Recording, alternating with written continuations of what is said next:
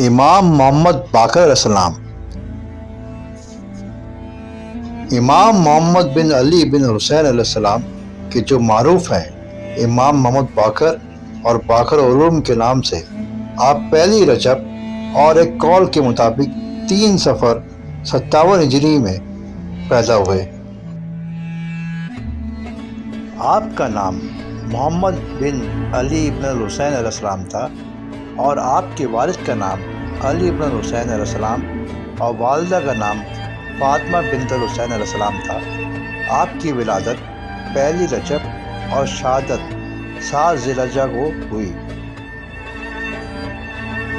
آپ کی والدہ کا نام فاطمہ بنت الحسن علیہ السلام ہے، جو کہ ام عبداللہ کے نام سے معروف تھی، اور یہ دونوں مولائے کائنات حضرت علی ابن ابی طالب علیہ السلام کے فرزند ہیں، اور ان کی ماں فاطمہ الزہرا سلام اللہ علیہ ہیں، اور یہی وجہ تھی آپ کو ابن خیرتین اور علوی بین کہا جاتا تھا۔ یہ فضیلت فقط آپ کے ساتھ مختص ہے۔ اسی وجہ سے کہا جاتا ہے کہ امام باقر علیہ السلام والد کی طرف سے امام حسین علیہ السلام اور والدہ کی طرف سے امام حسن علیہ السلام کے فرزند ہیں۔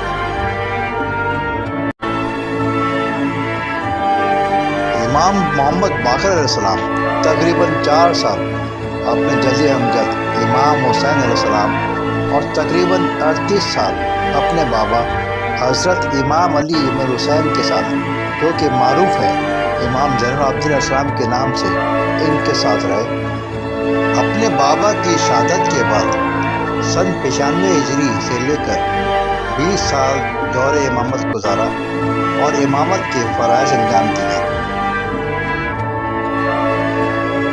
امام محمد باقر علیہ السلام کی امامت سے پہلے معاویہ ابن سفیان، یزید ابن معاویہ ابن یزید، عبداللہ ابن زبیر، مروان بن حکم، عبد المالک ابن مروان، ولید ابن المالک جیسے لوگ حاکم تھے، اور آپ کی امامت کے بعد سلمان بن عبد المالک، عمر عبد العزیز، یزید ابن عبد الملک اور شام ابن عبد الملک جیسے لوگ تھے۔ اس دوران امام علیہ السلام کو بہت سختیوں اور دشواریوں کا سامنا کرنا پڑا۔